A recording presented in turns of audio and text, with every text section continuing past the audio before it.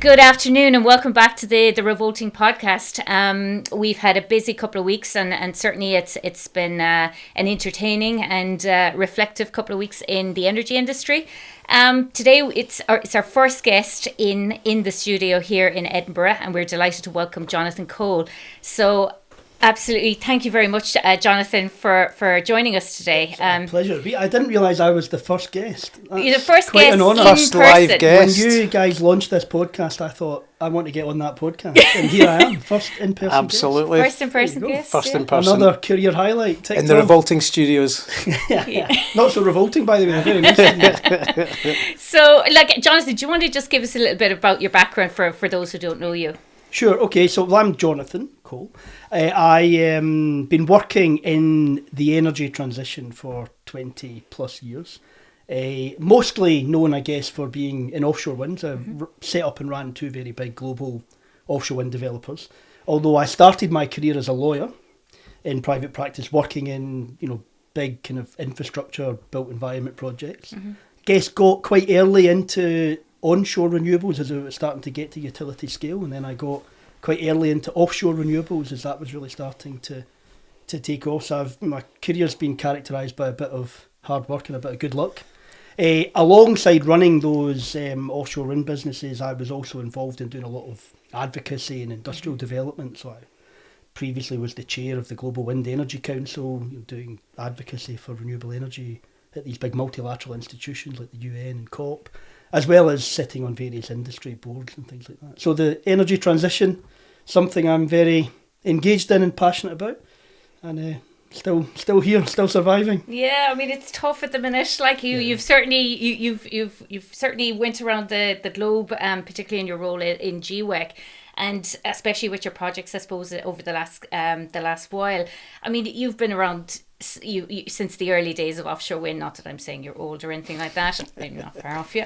But it's a case of what have you genuinely learned? And I suppose we're reflecting. I suppose at the minute we're in a very difficult position for offshore wind and energy transition and renewables in general.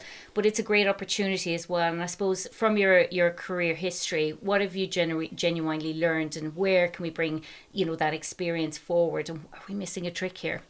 Yeah, well, so I think, first of all, I have to say that the industry, although it's hurting a bit just now and it's struggling a bit just now, should be incredibly proud of what we have done over the past 20 years. We've come from something which was a bit of a nascent idea that a lot of people didn't really believe in.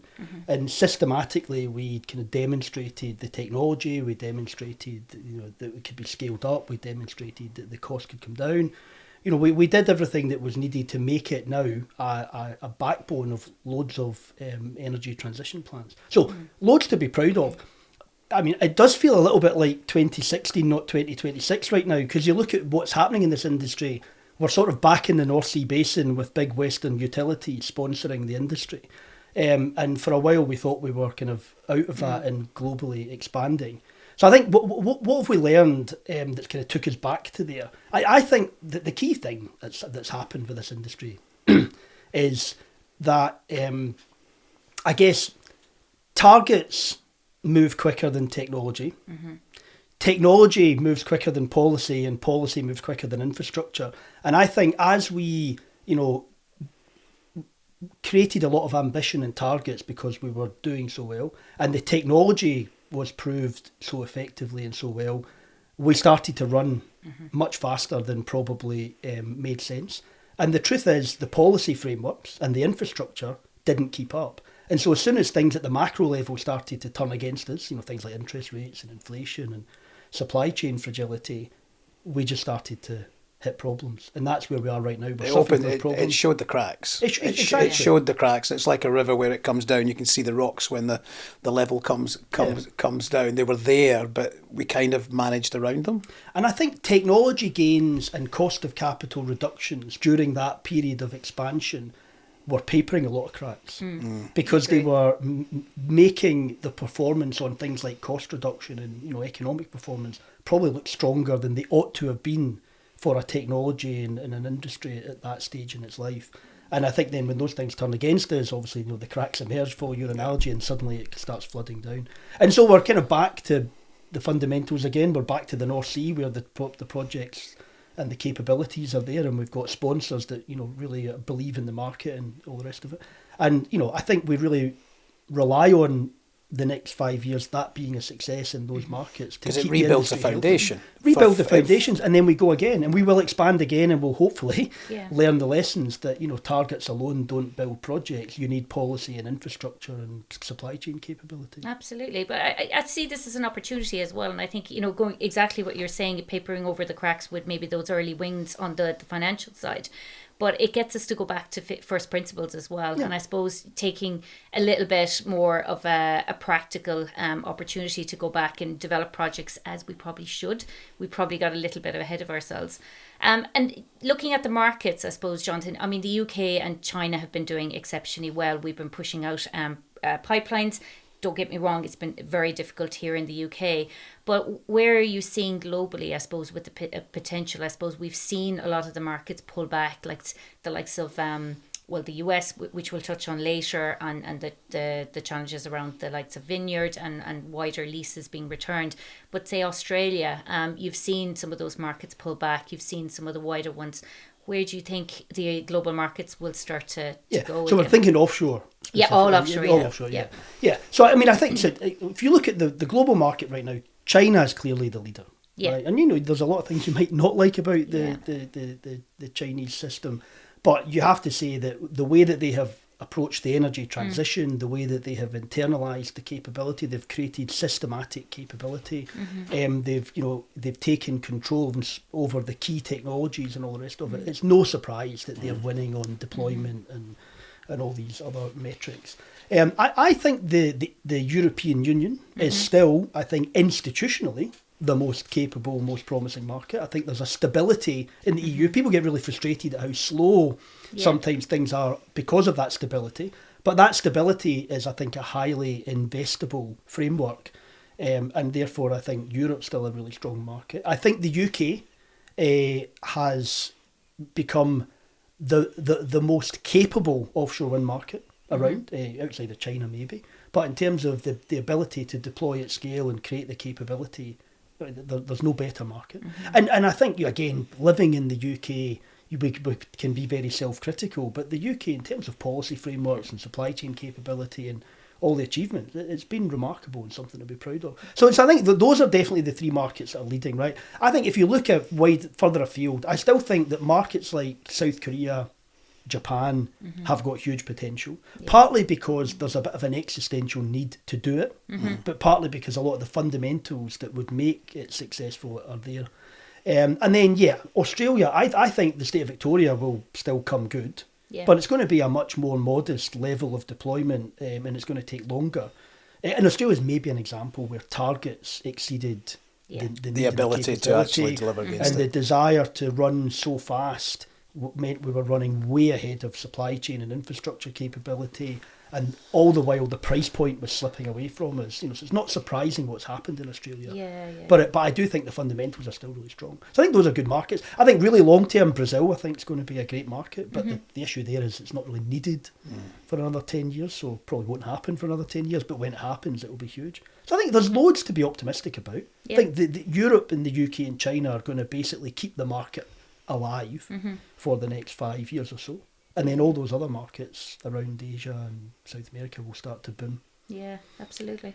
US, maybe a different story. I don't know if you want to talk about that. Oh, later. We'll get You've there. You've got plenty of experience. We'll get there. We'll come back to the US because we could be lingering there for a while. But it's interesting what you were saying, like as in Europe, and we're seeing Europe and the UK, I suppose, really come together on the CFD models now, and you're seeing that turn as well. So it's interesting to see that evolve. But yet we are pushing and evolving our one as well. So it is quite dynamic, and I suppose with the current political environment as well and the pace on that, it's going to come all the more critical over the next few months, not to mind years. Months. Yeah, absolutely.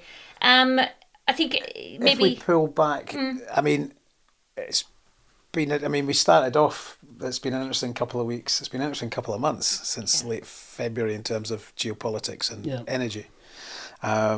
Now, we'll dig into it, but basically, how do you see the geopolitics, what's happening in the Middle East, the wider ramifications. How do you see that impacting on the wider renewables, the transition for renewables, the renewables market? Yeah, I mean, I think geopolitics has had a massive impact on the energy transition before the situation in the Middle East. I mean, if you just take a step back and look at the geopolitical landscape, I think for the past couple of years, certainly since the Trump administration came back for a second term, the multilateralism has been in disrepute, or being undermined, systematically undermined, vandalised, dismantled, whatever you want to say. But a lot of these multilateral institutions that we relied upon for many years to help push the energy transition forward have been weakened and undermined to an extent where we can't rely on that anymore. And I think that's going to probably be the case for a while. And maybe we should never have been so reliant on the multilateral institutions. Maybe what they are there to do is to set ambition and some norms and standards and frameworks. Some guardrails and things like that, because I do agree with that. But the actual getting things done should be done at a more local level. And funny enough, I have thought for a long time that what we actually need is a more smaller coalitions of willing parties to push through the energy transition. And of course, Mark Carney now has taken that idea. Mark Carney, I think, beautifully articulated that at Davos. This idea that what you actually need to do then is get these willing players on the global stage to come together and work together. I think that's what the climate and energy transition movement needs, is more of that. So I think the EU, Canada, the UK, obviously, I think Australia, Japan, Korea, some of the big, high population, high growth coalition of the willing, Brazil, India, to borrow a phrase. Exactly, coalition of the willing, and that's I think what's needed to keep driving the market forward in a collaborative way, working along with China, but not becoming too dominant on, too reliant on China.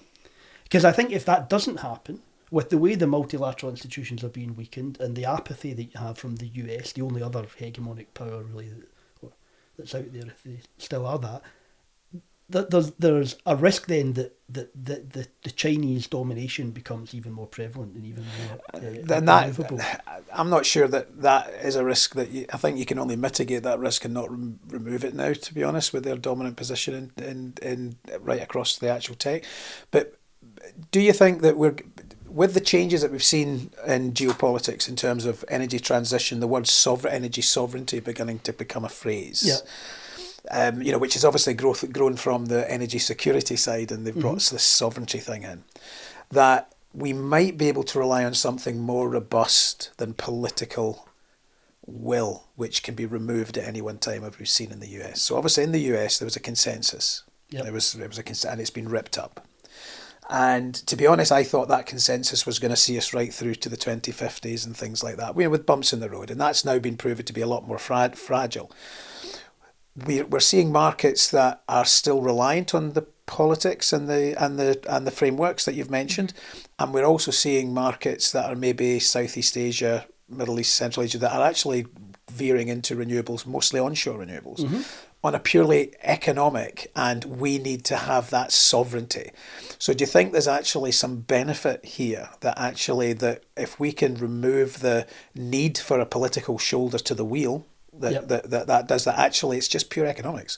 Actually it's economics and it's sovereignty. Actually that's why we do it. Is there do you see that's something that could be rising over the next 5 years or so, and is it a positive thing? Yeah, I think it is a positive thing. I think the truth is, if you go back in time and were given a chance to reframe this whole movement, you would have framed it that way. Ever since we've been involved in this, we've all been in this for decades, right? There's been three big drivers. It's been climate, it's been energy security, it's been affordability. And they kind of swap over the headlines. And we talk about different ones at different times, right? Depending on what the mood of the day is, right? So today it's all about energy security and energy independence. But I mean, the reality, that's a much more solid ground to back yourself on. There was a point in time when offshore wind badged itself as being the low-cost option, and that was a massive mistake, because now it's not. Doesn't mean offshore wind isn't now still hugely valuable because of energy security, price stability, asset preservation, investment infrastructure, jobs, all those benefits. But the cost argument has evaporated. The climate argument comes and goes. I mean, what you see from what's just happened in the past year or so in the multilateral geopolitical landscape is. There was a lot of maybe less enthusiastic players who went along with the climate agenda, but as soon as they got the kind of green light from the White House to turn their back on it, they turned their back on it. So, that was never the solid argument. Whereas I think the security, energy independence, locking in your long-term economic future is the sensible way forward. And that's where we are actually, as a technology, offshore wind, incredibly strong, because we can be deployed quickly at massive scale, providing reliable power, which is entirely within your control. And you obviously have to storage and interconnection, all this stuff to balance out issues about variability, but otherwise it's within your control, and you're creating huge amount of jobs, and there's loads of markets where you can create such a surplus of electricity that you then become a power exporter, or you can attract all these new modern industries that actually will go where reliable, affordable, stable power is. So I think that's where the argument should always have been. And it's certainly where it is now, and so geopolitically and the other thing why I really like that argument is it plays into the kind of ideological principles of every part of the political spectrum. Except for the nutter ends. Yeah, apart from the French ones who are not rational actors, but generally it brings that type of, it's jobs, but it's also security. Yeah, but it always frustrated me that we got a bit too kind of pinned to the left of centre. Yeah, that's the not helped woke us. agenda, right? Because actually, if look at the Conservative agenda and look at what we're bringing, we're creating massive opportunity for private capital to be deployed. We're creating jobs. We're creating private sector economic benefit. We're creating asset preservation. Yeah. We're doing all these things that are right in line with the Conservative agenda as much as they are with the kind of left of centre agenda. So I think we just get stuck in the woke bucket because that's the bucket that's under attack just now. And so that's where we got put. It was the door that allowed us to open it at the time as well. Yeah. I think we were sort of using the levers we had in front of us, the doors that we had to actually move things forward to a degree. Yeah, but I just don't want to turn this podcast into a conspiracy theory podcast, but the reality is there are incumbent actors There's viewers who in that. do not want the energy transition to happen quickly or maybe not at all. Yeah. And so by putting our movement into that woke bucket, it played into all the other things that kind of right wing, I guess, kind of movement was also caring about. We're in there alongside the LGBTQ. To be honest, that's probably not a conspiracy, because basically that's kind of really good tactics and strategy by those kind of comms strategists that would have been deployed by that. So, but we allowed ourselves to be done. Yeah, because we that. took the support where we could get it. Of course we did. And I think we maybe weren't strategic or long term enough. Whereas now I think we need to really play to the whole political spectrum. Right, so if we wind this all the way back, right, to one of the question which I wasn't intending to body swear, but the Middle East issue, right? I think what the Middle East issue has actually done. Not getting into the conflict itself or the rights or wrongs of it, right? But just if you look at what's happened. What it's done is, in the immediate term, it has once again weakened some of the value levers that affect the value of assets, especially development assets in renewable energy, because it's slowed down the reduction in cost of capital, or even maybe caused it to go back up. It's potentially going to cause a recession, which is never good for the power sector.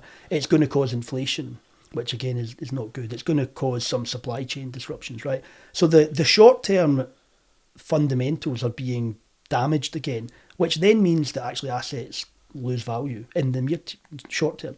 In the long term, though, the strategic case for it has never been clearer. Yeah. And how many more lessons do we need to get that being so reliant on imported fossil-based energy is a bad thing because of volatility, disruptions in supply, disruptions in in spikes in cost. So, the long term, the strategic value has never been stronger. I mean, if you would say, when's the best time to buy renewable energy assets? It's got to be right now, because the prices are at its lowest, but the long term value has never been stronger. So I think that's something which is kind of going on right now in the market on the back of the Iran situation, which is again reinforcing the importance of what we're doing. And then the other thing I think is happening, a little bit because of Iran, but let's be honest, it was happening anyway, was this discussion about the role of gas in the transition, and especially if you're in the UK, North Sea gas, which has been a real political hot potato. Yeah. And that's been quite heavily debated right now. And I think the situation in Iran has really inflamed that. Yeah, and I think it's a good opportunity to kind of, you know, get us to look at our energy mix, and we talk about the us and them quite a bit in industry. And going back to your point, actually, you know, as in were we a bit naive in the comms side that we didn't see, you know, we got pushed to the left a bit. But I think we're coming out a little bit more evidence based. We're fighting back. We're a bit more strategic now. But on the North Sea, I think for now, I think it's taken the heat out of the culture wars. It's very much orientated around we need to work together. We can't exist. We need to be smart about how we utilize our oil and gas industry, how we work together. Net zero isn't absolute zero. You know, we need a little bit of everything. We just need to be smarter about it. Absolutely. And how we draw up our policies around that, I think, is going to be really a hard conversation, but we need to take that heat out. It's killing us right now, and I think it's playing to those actors you referenced there. I do think we've mismanaged the UK continental shelf. I mean, it's declining. It's a declining basin. I think we've allowed, so it's become, things are beginning to move just now, but basically we've allowed it to become a them and us story to a degree. Not so much the offshore wind industry. I think the politics around it. Yeah. In which case it's allowed a flank to be attacked by, you know, offshore wind is destroying your jobs type thing story in the northeast, which is fed into certain politics of reform, etc. And I think that personally, I think that from a political standpoint, we could have managed this a lot better. Mm-hmm. The offshore wind needs industry, especially the floating sector, needs service companies, engineering companies that are in the northeast of Scotland to be able to transition, but you need to be able to have an industry to transition to. So we needed to build that sort of scaffolding and bridge. I mean, do you see things, I mean, you mentioned, I think you said, Jonathan, that you see things changing in that respect a little bit in terms of the dialogue around the North Sea? Or is it that you want to see more of a dialogue? Both, actually. I mean, we've seen a very prominent figure in the renewable world coming out and actually speaking quite sensibly and quite ecumenically about the North Sea, probably then being criticised from our own side for doing it. But the fact, I think you've seen more common sense around it. I mean, one thing I would say is, in these types of political discussions, what you should not do is become too ideological and too intransigent, right? I mean, the fact is, the energy transition is a dynamic process, right? Things are changing all the time. Even without conflicts in the Middle East and in Ukraine and, you know, pandemics and all the rest of it, the energy transition was never going to be a linear, straight line process. So if you're not willing to revisit your position from time to time and adapt and be evidence-based, and the evidence changes as things change, then you're an ideologue. You're not actually playing rationally, right? And so I'll be honest, I probably have changed my own view on this, because 3 or 4 years ago, my view was that actually the quicker we can signal the end of the North Sea basin, the quicker we can encourage the players up there to transition across into our industry. Now, I wasn't saying an overnight shutdown, but what I meant was you need quite clear political signals that actually this transition has to happen, and eventually the activity there will end, and so you need to be much more engaged in what your future looks like. And the truth is, renewable is not stealing the jobs of the North Sea companies. Those jobs are going to go anyway. It's a question of when, not if. And what renewables is doing is offering you a replacement. And there's loads of studies that say, in theory, the number of jobs that will be created in, you know, clean energy offshore in the North Sea is quite equivalent to the number of jobs currently out there doing, you know, oil and gas work. Yeah. But it's not a straight swap, day for day, job for job. It's a long transition with a lot of disruption. So I think that, I mean, the reality is, right now, my view anyway, is that extracting more gas from the North Sea will not change the cost of energy in this country, right? So let's not pretend it does. Anyone who says that is either misunderstanding or misrepresenting, right? But what it does do is it creates activity, And economic activity, it creates GVA, it creates tax, whatever it is, right? So there's some value then in actually doing it because it's an economic opportunity. But you should not be falling then into the trap of thinking that that then means that the transition can be deferred or slowed down, or that we should slow down the deployment of renewables. What we should be doing is saying, because of everything that's going on in the Middle East, because of the volatility that we see, the faster we can deploy renewable energy, the better. Yeah. Because the more we insulate ourselves. But along the way, let's make the most of all the resources we've got and make this as easy as possible for those affected by the transition. So my position a few years ago was maybe a little bit more ideological, which was, look, let's give a clear signal that the North Sea is coming to an end, and let's then put in place fiscal measures and other incentives, proper package of measures for companies up there to transition their workforce and activities into it. Don't just tell them tomorrow we're stopping. Yeah. But work on a 10-year, 15-year plan to transition. That's what I thought was needed. Nowadays, I'm a bit actually being pragmatic about it. I think we just need to say we're losing a lot of political capital. We're losing a lot of for not much in goodwill return for something that's actually not that defensible. Yeah. And people as well. I mean, we wouldn't be doing renewables here without the oil and gas experience. For me personally, I came across from infrastructure. No, I get seasick. So not the best person in the offshore environment, but I learned everything I know from oil and gas teammates from my old Atkins days. And you may not I don't. We need to prolong those that expertise there and make sure. And we had that knowledge dying originally, and we need to make sure that we're taking that across into renewables because we need technology where the gaps are. And it's it's knowledge that we don't want to lose, and it's located in parts of the country that need a succession plan because it will really damage those coastal communities. I mean. Yeah. The same coastal communities, by the way, that probably voted for Brexit. It will harm them much more if we don't have the succession plan. And so that's why I think how we frame the benefit of what we do and the time frame for what we're doing and how much we show what an inclusive movement this is, the more we get support. I don't know if you guys saw that today. There was an article in Recharge. Am I allowed to mention Recharge?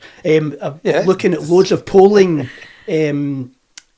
Sources in the US. Yeah. And what was quite the interesting take from it was how you framed the question. Oh yeah. Really affected the outcome of the poll. So you had polling by even the kind of MAGA pollsters in Republican areas coming out positive to renewable energy and offshore wind if the question was phrased in the right way about energy security and job security. If the question was phrased in the other way about climate or about taking away jobs or about pushing up prices.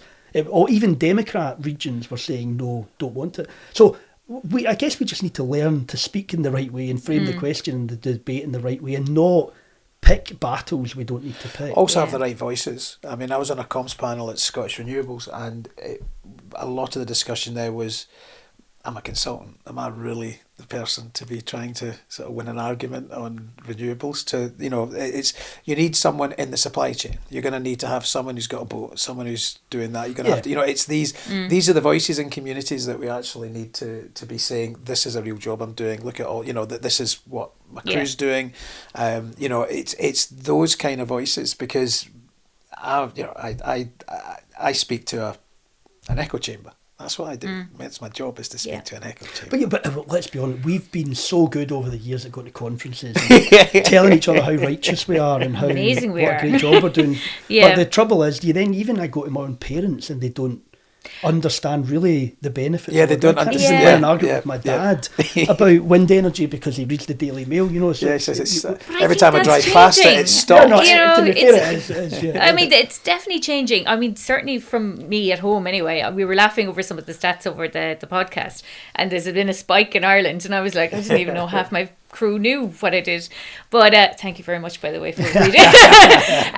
But it was the conversation at the dinner table is changing. It's changing in the pub now. Everyone's got an opinion around buying an EV, buying their solar. I know I certainly there's my brother-in-law's after putting up some fresh solar. We probably wouldn't have had that conversation if the pinch wasn't coming into the locals' pockets. I think having that evidence base again is playing into it. But going back to the comms side, that's really interesting around the poll, and I saw Liz Burdock make some reference to that actually, and how do you think, my favorite person not in the US is Mr. Orange himself. I refuse to use his name in this pod. But look at the damage he's done to the industry. But it's interesting now to see the communities and some of the the states have always been pressing forward with renewables, but there's a fundamental shift now because it's starting to pinch in the pockets of the people on the ground.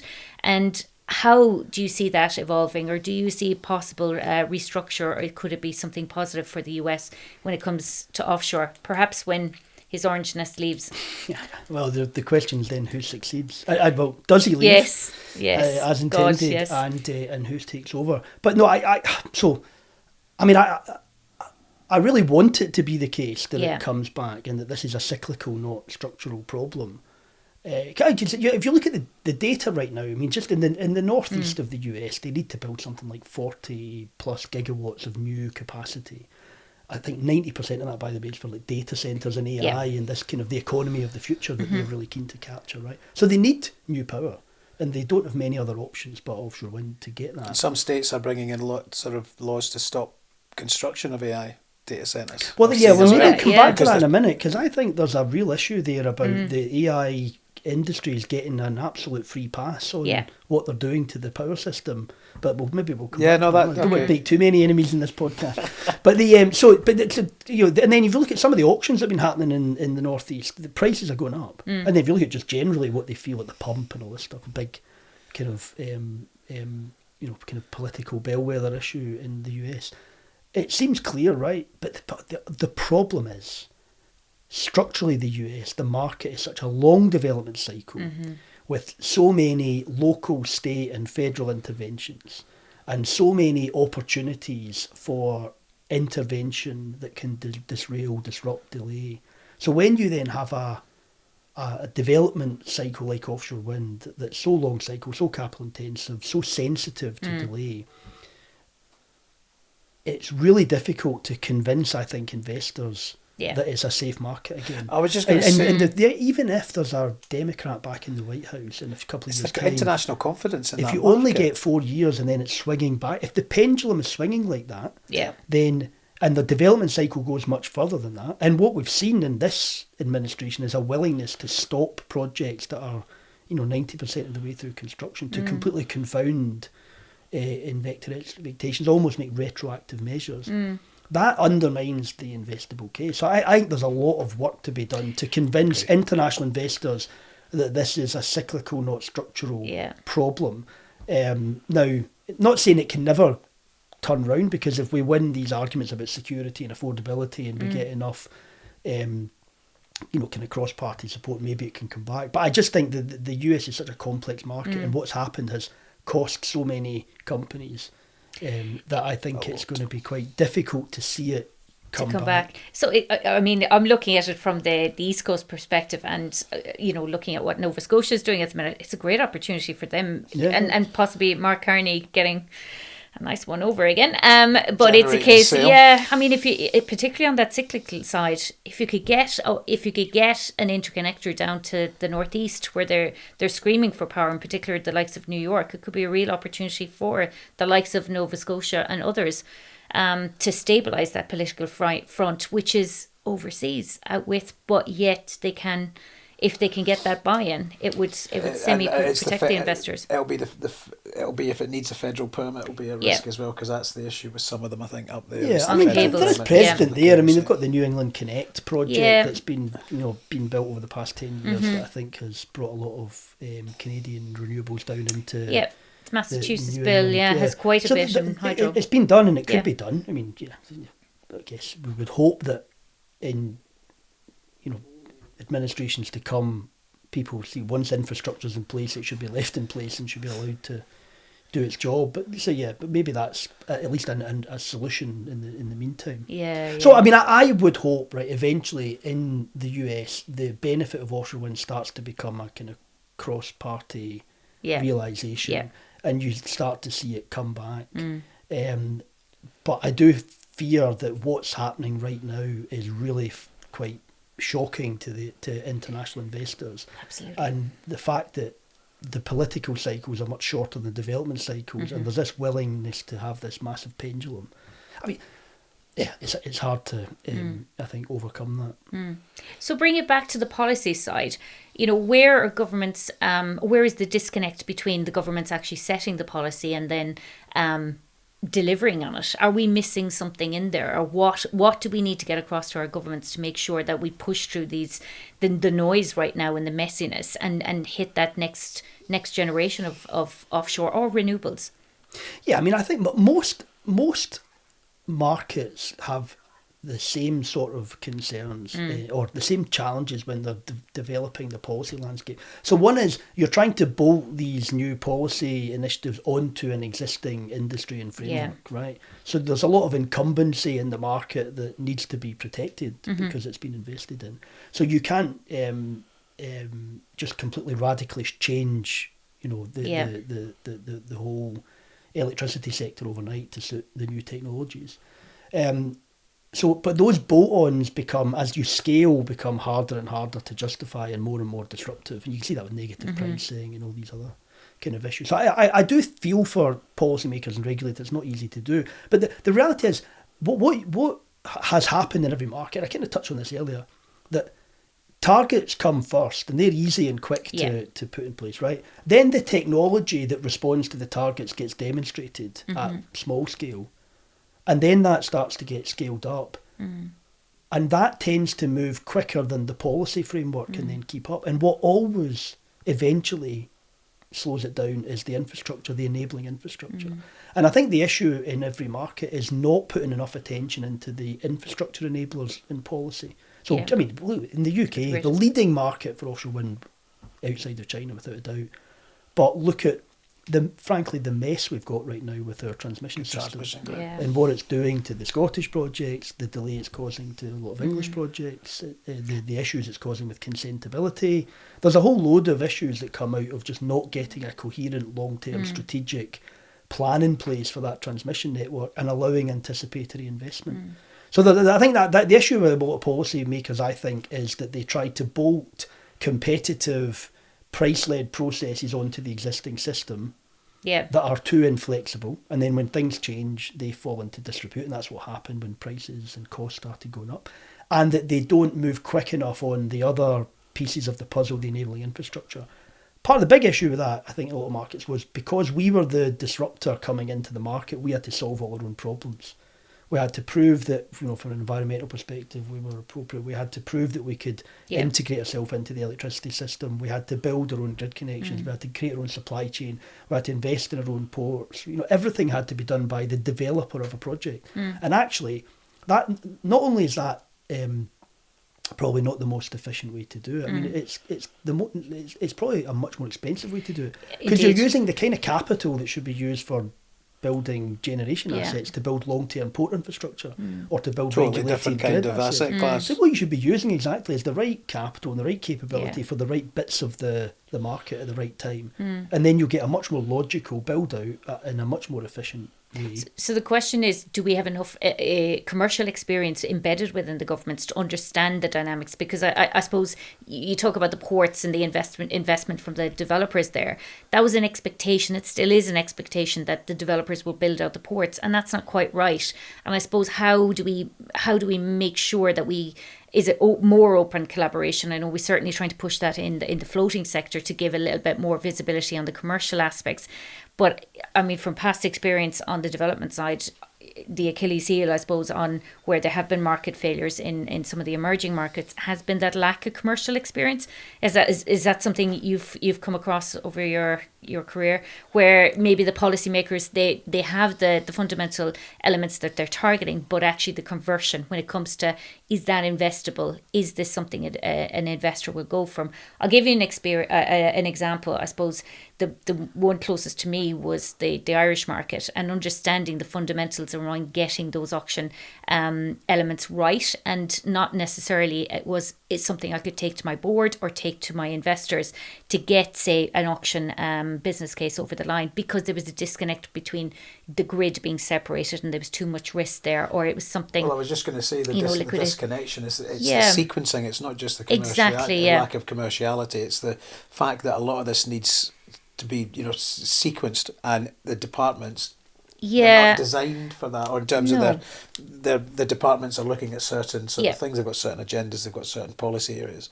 I mean, is it commercial, and also the fact the way the governments are structured sometimes that actually restricts their ability to sort of, you know, to keep the policy at the pace it needs to be? Yeah, I mean, I think it's less about the commercial expertise within the individuals in government and more about the freedom they have to make quite courageous decisions at times to solve these problems. So, I mean, the fact of the matter is, most politicians are not subject matter experts in our industry, and most career bureaucrats are not subject matter experts, or at least they probably are fairly expert actually, but they don't have commercial experience in the private sector. They're career bureaucrats, right? But I don't think that matters as long as they're willing and able to take advice and listen to the right people. One of the big problems they have, of course, is they're being lobbied constantly, and they're seeking opinion constantly from people who will argue in their own interests, and not everyone has the same interest. Yeah. You know, so a big utility has a different interest to a small IPP, even in the same technology sector.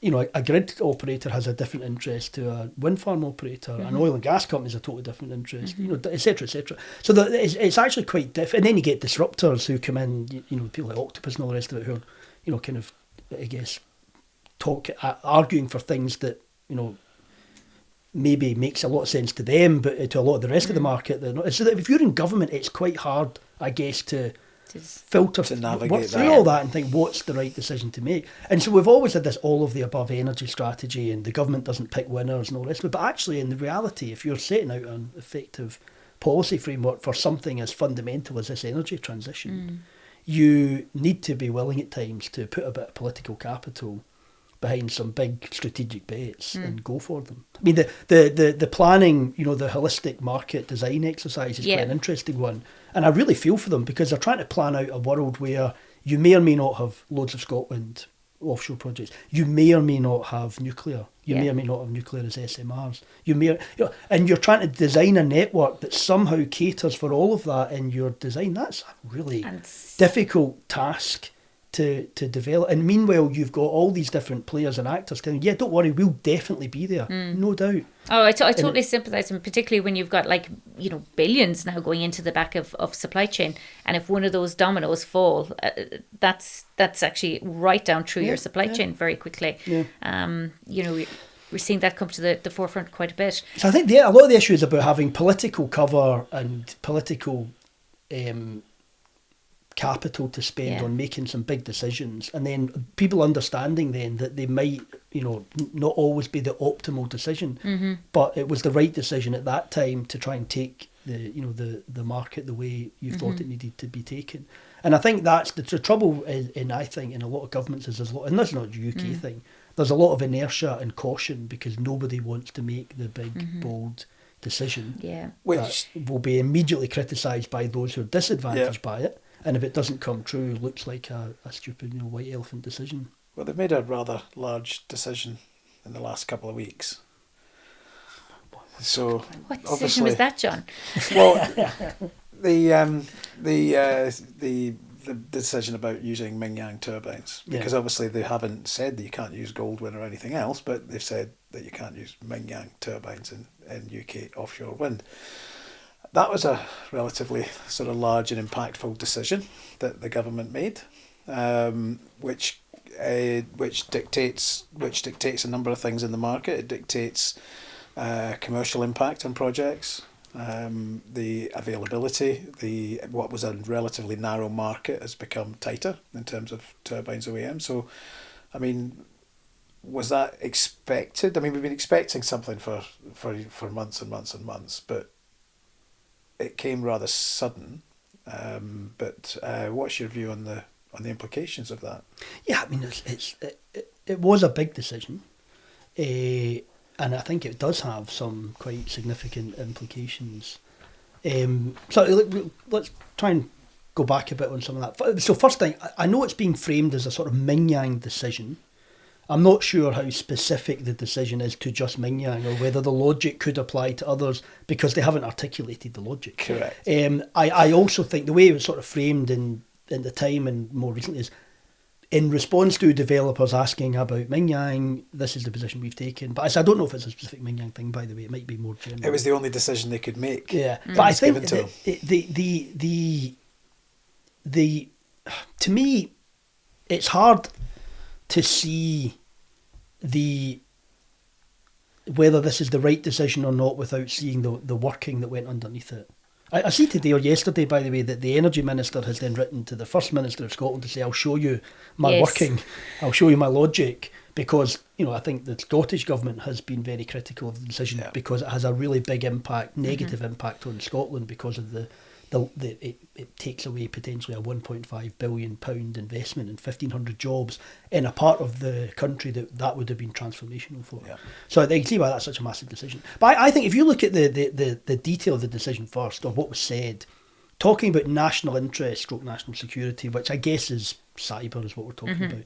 Now, most people, I think, in the industry would say that actually the cyber risk is a technical risk that can have a technical solution if you're willing to treat it as a technical risk.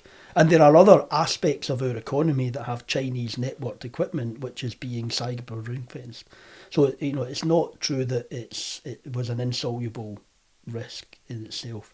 And then the other thing was about supply chain resilience, which I found slightly counterintuitive because I think that we weren't talking about suddenly Mingyang becoming the only supplier to the end. We're talking about becoming a third supplier in the industry. We're talking about them actually coming into the UK and investing in the sub-supply chain around them, not just importing everything from China. So they're actually going to invest in and grow the local supply chain, not defeat it. And I think that the market would be more resilient with a third turbine. This is offshore, the third turbine manufacturer, whether that's Chinese or not. But it absolutely, I think, received wisdom that you need three big players for a market like this one to be competitive. Yeah. And so if you don't have it, your supply chain is less resilient, and eventually that starts to have an impact on cost and risk and programme. So I genuinely think decisions like this in the very long term, if they hold, will potentially make the energy transition last longer or take longer and cost more money.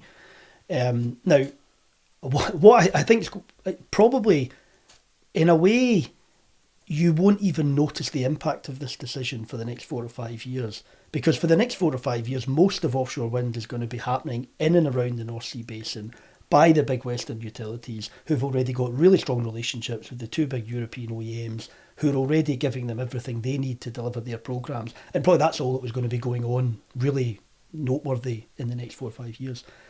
If you're a smaller player, or if you're a smaller newer technology like floating, then I think the decision's a bigger blow, because actually you're then probably being deprived of access to something that would have been quite important for you, because you're going to struggle to get by without it. So, I mean, I think if you look at the supply-demand curves for supply chain, I think we can cope through the next 5 years with what we've got. But then we start to, deployment ramps up, as they say in Europe, it starts to become an issue. And at that point then you start to see either what you need to do is really support the two big OEMs in growing their own capacity and trying to keep their own costs down, or you're going to see problems happening 5-6 years from now. So I don't know how permanent this decision is, or whether this decision can be revisited, if the underlying circumstances can be changed. But I would hope so, because I think if not, it's a decision that favours the big incumbents, but it doesn't favour the growth and scale of the market. Yeah. And so it could have a negative impact if it's left as it is, or if it's not backed up with a lot of reinforcement and fiscal measures to try and build the European supply chain so that 5 years from now we don't have that crunch, because we've created the capacity locally. So it could, in essence, have projects moving to the right if we don't see that, as you say, third supplier coming in.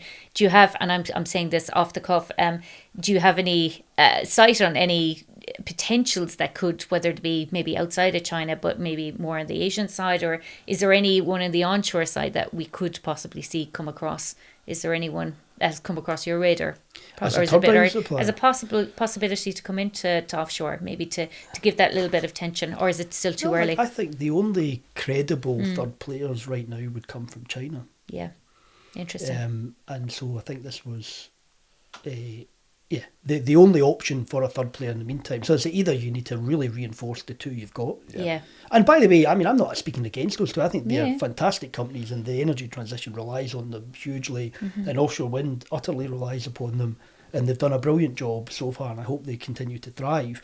But I do think that overall the market would have been stronger with a third player. Yeah. And so we'll see, I guess, how that evolves. I mean, the other thing, if you think right now where we're at in the market right now, we are looking at, in Europe anyway, kind of capital discipline and being very selective about investments and profitability, and keeping the technology as tight as possible, which is good for the next 5 years. But actually what the energy transition will need again is expansion and scale and growing beyond that. And the only players right now that are thinking in those terms are the Chinese. So again, you're sort of taking the market to a mindset which is conducive to getting done what you need to do in the next 5 years, but not getting done what you need to do in the next 15. Lack of policy vision then.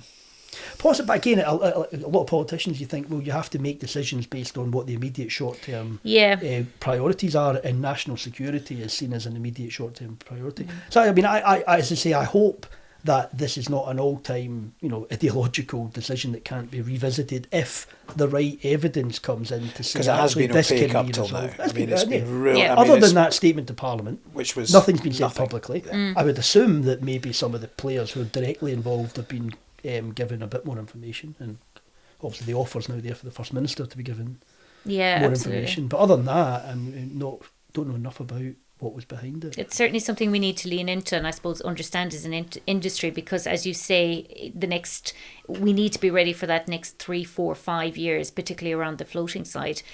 Because there's investment right now looking at business. I mean, there's cases projects that are considering AR8, and they might not actually have a turbine for AR8 now, because they might have been having conversations on Mingyang. So now, do they go ahead with an estimated line item on their cost model, or do they now go back? Well, I mean, I think if you're talking about the big fixed foundation projects with the big utilities, they're all right. If you're talking about the floating or the more kind of smaller, it's the floating private equity backed players, they might be a bit more concerned. I mean, I would suspect most players have been quietly asking, when are Mingyang going to be allowed into the market, or are they going to be allowed in? And we're ready to start moving forward if the answer was yes.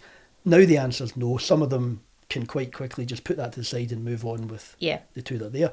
Others will not, and I think there's a lot of floating projects probably who were really thinking that to change their project fundamentally they needed something like a Mingyang. And that's either because they're not getting the attention from the existing OEMs, or because the price point wasn't working and they needed to try and do something. It's probably a combination of both, and there's actually maybe an issue, if we had time to discuss, around that, is it a healthy market when you needed to have that price differential on a turbine to get that project over the line at this point, when because actually it's not massively sustainable, because if you're going to start supplying them from eventually a Scottish-based factory, that price differential will start to reduce between a Mingyang turbine and a Siemens turbine and a Vestas turbine, because you're talking about Western costs. I mean, I think that's exactly a good point. I don't think it was ever the case that Mingyang was going to be massively cheaper, undercutting. Not eventually. Those because of the fact that they were putting a lot of their costs inside Europe. I think it was just that it was going to be a third player with more capacity, with a bit more newer entrant willing to speak maybe to smaller pushing projects. The technology envelope a bit quicker again, etc., etc. It was more that than just about undercutting price. Yeah, it's hard to justify, especially with the geopolitical side now at the minute, and the cost of shipping and fuel as well.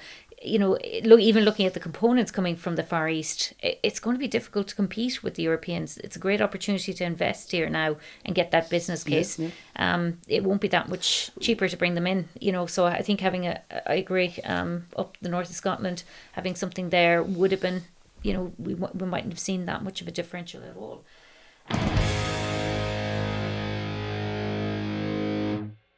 So, briefly talking about AR8, Jonathan, I mean, AR7, I think the industry really welcomed it. AR8's coming along hot off the off the press, what's your sort of what are you looking for in AR8, and where do you think that what might we be seeing when it gets announced, when eventually the awards are placed? Yeah, so I think it's great actually that AR8 was announced quickly. So close. I think there's a big effort made in Westminster, to be fair, to do it quickly.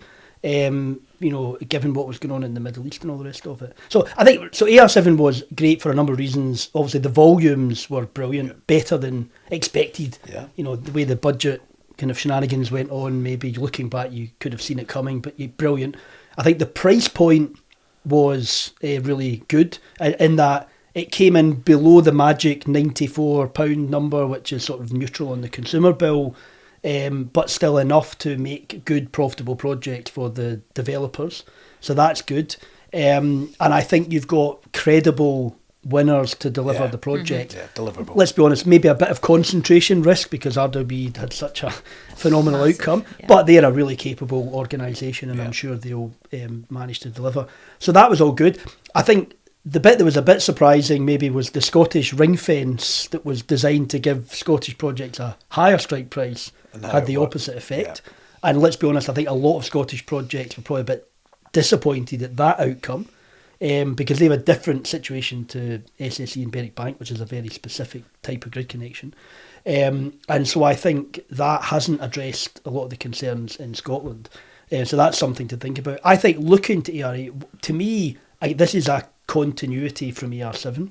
There's a lot of big players and big projects that just missed out in AR7, some of whom had already got their supply chain motoring and committed a lot of money. So I think they'll be really keen to try and win and keep that on track. And so I think there's enough projects there to still be in the same sort of range in terms of price point, which is good for the overall messaging. So I think what AR8 to me is like a continuity to build onto AR7, address any disappointment, and make sure that supply chain ramp up that's going to come can really see another couple of years beyond that. Yeah. So I think that's what AR8. I'm not looking for some magical floating outcome or anything spectacularly different. I think it's going to be about just trying to get the same good outcome. Because it's too close for a really different approach to the floating pot. I mean, the strike price cannot be any different. It's six months of engineering is not going to do that. So I think this is very much looking at the fixed bottom. That large body of projects that just missed out. And there's still a lot of big residual projects from the early rounds, extensions as well. And the extensions, and then some of the faster movers in the round 4 that can, I think, get into AR8 and actually do something similar to what RWE did. And as you say, like with that supply chain, there has been gaps off the back of AR5 as well, and it's imperative we keep the pace in behind them, because we haven't learned up till now. We seem to have learned it, which is trying not to have that gap. It's that kind of continuity, almost really prime the pump, put some pressure on it. That is quite different. Yeah, absolutely. But having AR9 right in behind this I think it's just as important as having AR8 going at the minute. Well, otherwise it'll. And I would hope we would see the consultation come out for AR9 pretty sharp after the results, or maybe even before the results of AR8. Yeah, I think that's right. But I think by the time you look at the landscape for projects in AR9, it's a bit different. Yeah, and there's a lot more Scottish participation, which means that Scottish tenuous question has to be addressed, or AR9 I think will struggle. So that I think AR9, hope it comes soon, but I really hope that the Scottish tenuous position is then solved for that. Yeah, absolutely. I think that's going to be absolutely key and game changing for this. We've had a pretty heavy conversation today. I suppose going back, Jonathan, just on your career, is looking at what was the most rewarding for you? You've had quite a dynamic career across offshore wind. You've looked at global markets. I mean, looking back and I suppose just kind of reflecting on it, what was the most rewarding moment for you so far? There's single moments. I don't know. I think honestly that I could never have imagined at the start of my career that I would have a role to play in such an amazing transformational movement as the offshore wind space. And I look back on that, and I will always be incredibly proud of what we all achieved. Taking something which was quite novel, quite nascent, a lot of doubters, and turning it into something spectacular that spread around the world, that created jobs and opportunity, that transformed communities, that became the cornerstone of energy policy and strategy. So I think I'm so proud of that. And sometimes you go to some of these coastal communities, especially in the east coast of England, and you see the difference that has been made to the ports because of what we did. That's when you really see something that you can be super proud of. So I think that it's been an incredibly rewarding experience being part of something that you can really identify with personally, as well as professionally. I love when we go abroad and we get invited on. We've all been on one at the UK trade event where you're giving an example or a case study, and I think my most popular one actually is Hull and Grimsby. It keeps on coming up and up and up every time, and it's brilliant to be able to reflect that back, or the north of Scotland, and sharing that no matter where you go. Even I'm seeing it in other jurisdictions now, they're referencing these locations as far as field as South America, Australia. It's a great. I think they said it about oil and gas as well. It was hard to work in a project when I first came into offshore wind. They were making the reference that you always hit a Scot somewhere globally, because you can't go anywhere. And this is coming from an Irish woman who there's freaking passports everywhere. But I think it is a credit to the expertise and the capability that comes particularly out of Scotland because of that heritage and that pedigree in the oil and gas side. And again, if that's the legacy we can continue through offshore wind, I think that's really, really important. But we're starting to grow the population. There's a few more, maybe Irish in there, French even. We left them in. I'm not going to give it the Americans. Sorry, Americans, but you're not getting it yet. So, I suppose to sign it off today, John, you usually give us a good one, a good challenge. Have you got any challenges for Jonathan on what he's listening to now? Whilst we dig something out for Jonathan, so what's on your playlist at the moment? What vinyl? I mean, are you a vinyl guy? Are you a CD I'm old guy? enough to be a vinyl guy, but I'm not a vinyl guy. I mean, John, it's not heavy metal. I'm sorry to tell you that. It's not yet. Maybe give me a recommendation. So to be honest, this will horrify you. So I'm more You'll of a be surprised that I'm more of a festival bangers kind of guy. That. I've always enjoyed music more in crowds and company than on my own. Although what I listen to most, I've got 2 young daughters, right? So mostly what I listen to is musical theatre playlists. So Hamilton, and Six, and Book of Mormon, all that, which I think is in its own right really entertaining. So it's nowhere near your. No, well, the thing is, there's good heavy metal festivals. I was at one. I was reading your blog. Well, in Glasgow. Did I mention the severed head? Yeah, I got fake blood. I had to go back into a hotel covered in fake blood because I was at the barrier. And the bassist came a bucket, and I saw the top of what I thought, that's a severed head. So he picked up this severed head, and he stood on the barrier, and I thought, I know what's going to happen. So I sort of standing a little bit further away, and I still got it down, part of my face, my hands, my camel shorts, and all good fun. But I had to walk into a hotel just off Buchanan Street looking like I'd just been knifed. Probably not the first person that night that walked into the hotel looking like that. But we've got something for you. In true ReVolting style. Oh wow! John will be able to help you out here. Let's see what we got. It's a Romanian death metal band called Putrid, and so I thought I needed something really heavy metal. I'm not sure what I should take from the fact I've been given a gift that says Putrid. No, it's a band's name. It's death metal name. So well, thank you very much. I shall wear that with pride. We will be expecting some stuff on LinkedIn. He's going to be dragging you. I'm getting dragged in Dublin to a gig, a metal gig, and I was like, right. Well, listen, I'm open to experience anything, John. Are you going to Wind Energy Island? I haven't planned yet, but I might go. Yes. So the program. I've heard the program's going to be really, really interesting over the 2 days, and we're doing a revolting night out to a rock and roll band called Clutch. Okay. So sort of like Zeppelin style rhythms, hard sort of stuff, but so it's a hard rock band. But they're at the Dublin Academy. So I'll be there if I'm in Ireland. I'll be wearing my Putrid T-shirt. And we shall have the photographs looking putrid. To prove it. Yeah. And Wind Energy I should have thought turn up the next morning. How a non-heavy metal guy would take the name. They're probably not very. Thought about that. I was just thinking of a really heavy metal T-shirt cover. Could have been severed head. No, there's no heavy metal band There isn't, called because Hanson. I've got. I mean, that's exhumed, so it's like. Exhumed, yeah. That's like the offshore wind. Absolutely. Well, Jonathan, thank you very much for coming here I today. really appreciate it. It's been a real pleasure. We'll convert you yet, Yeah. coming from the non-metal person. Or John convert you yet. But thank you very much for coming today and sharing your thoughts. And I'm going to just do my usual and hand over to John. I cannot do justice on this sign-off. Thank you, everyone. Oh, Jonathan, thanks again. So everyone out there, see you soon. So keep the rotors turning and the heads banging, and see you soon.